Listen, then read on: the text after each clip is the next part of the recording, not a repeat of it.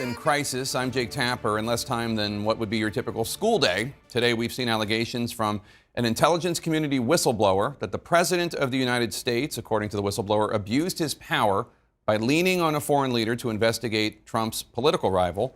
We heard that the White House tried to bury that transcript using a server only intended for actual intelligence secrets. And now we have some new reporting, out first in the New York Times, of a president so angry that this all got out, he is seemingly longing for the death penalty for the officials in his own administration who cooperated with the whistleblower. Take a listen to the audio obtained by the Los Angeles Times. Who's the person who gave the whistleblower the information? Because that's close to a spy. You know what we used to do in the old days when we were smart, right? The spies and treason. Right? We used to handle it a little differently than we do now. Welcome to the Armwood Opinion Channel.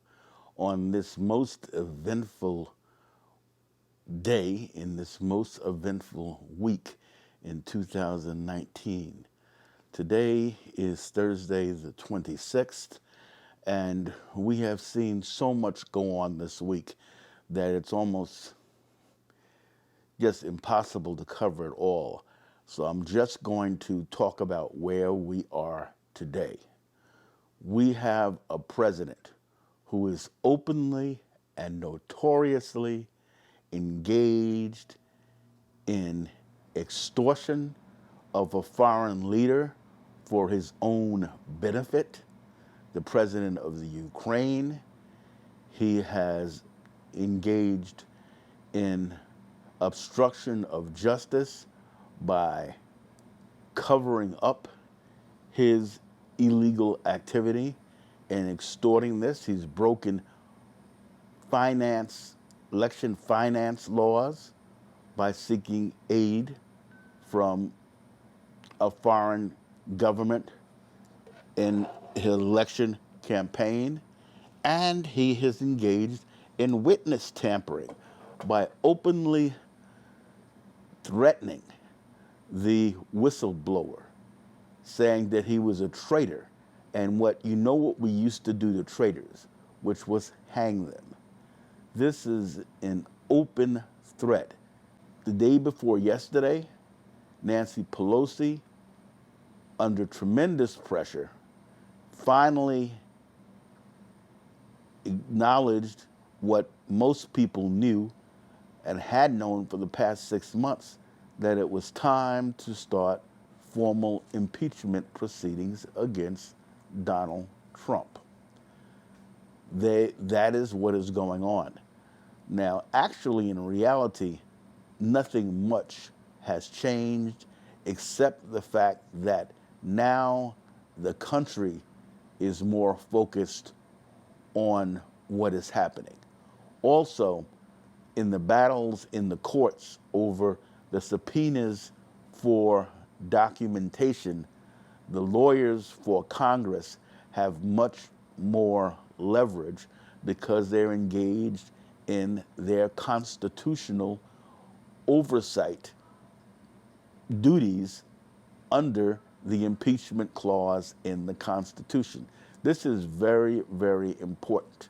You hear people on TV saying, well, this is a political matter, this is not a legal matter. You don't hear lawyers saying that because we understand that it's both.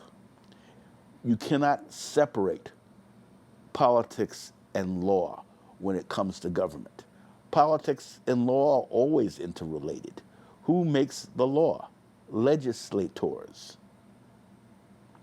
Who interprets the law? Judges appointed by executives or elected.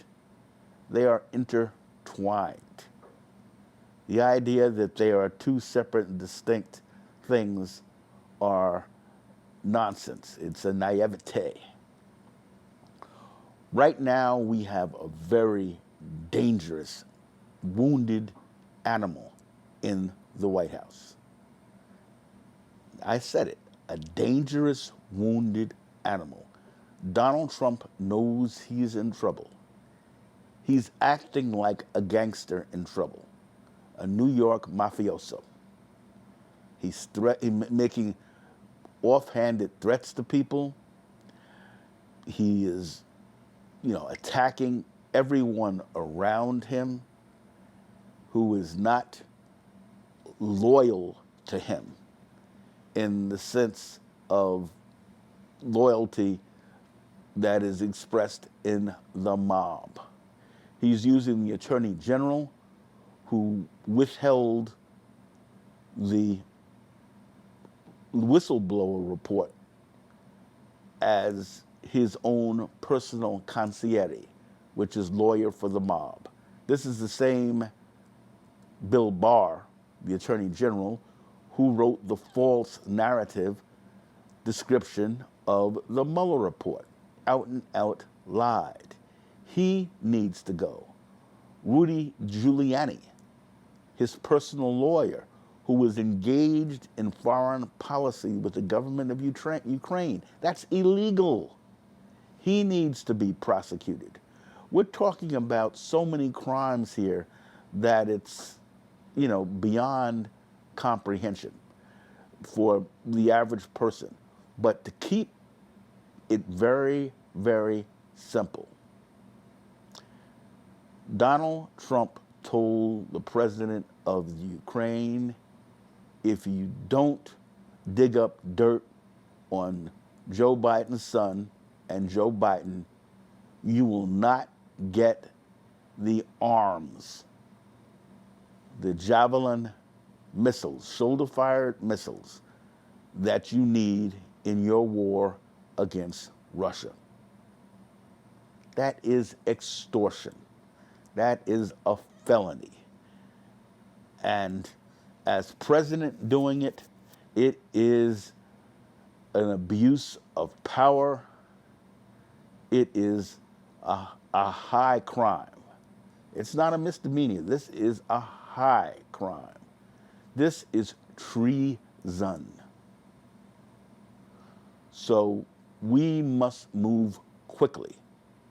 We must narrow our focus and we must educate the American people.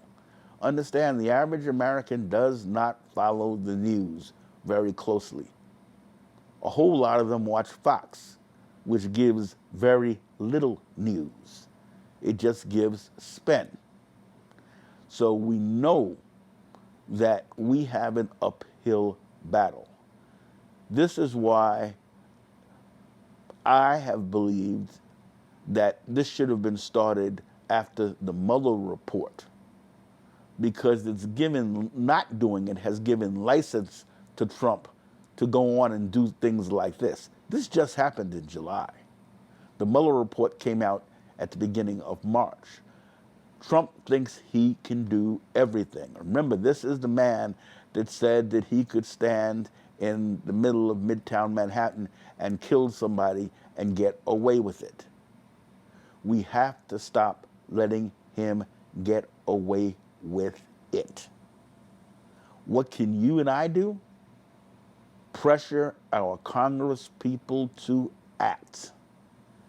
Write letters, calls, post on Facebook, post on Twitter, Be as active as possible. Go to demonstrations when they occur.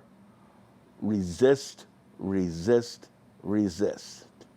This is far worse than what Richard Nixon did in the early 70s. And I remember the Nixon Watergate scandal very, very well. This is far worse. The crimes are more serious. The cover-up is more serious. This is more than a break-in and a cover-up. This is extortion of a foreign leader who was fighting an enemy of the United States. Then you have this president today threatening the person, the whistleblower, who provided the information about the call with the foreign leader. I mean, this is just, would be unimaginable with any other president, any other thug. This is thug behavior. This is New York gangster thug behavior. And I can talk about New York because I grew up there. I grew to adulthood there. I went to high school with the children of leading mob families in New York. I know what gangster behavior is. Trump has always been a gangster. First heard about him in the early 70s. We have got to impeach him. We've got to move quickly. And I'm going to leave it at that because I want to keep it simple. I want to keep it straightforward, and I want to keep the point. We have to agitate, agitate, agitate to force Congress to act. We know Nancy Pelosi is weak. She can barely give an articulate speech. She's scared of impeachment. Her main focus is her own power and her rich donors. So we're going to have to stay on her. It took a lot of pressure to force her to do this. I had said earlier that the minute that she supported impeachment, if she did it, that the Democratic caucus would come along. 2 days after she did, we have 221 Democrats supporting impeachment. We only need 218 votes. So we need to move to a vote as soon as. We must keep the pressure on Pelosi to get this done. Remember, resistance is not futile. I always use the metaphor of the Borg to describe Donald Trek. For you Star Trek fans, you'll get it. You don't know about Star Trek, well, shame on you. But they were the greatest enemy that the Federation of Planets faced. Anyway, hit the like button if you like this video. Hit the dislike button twice if you don't. I'll see you in the next video. Have a good day.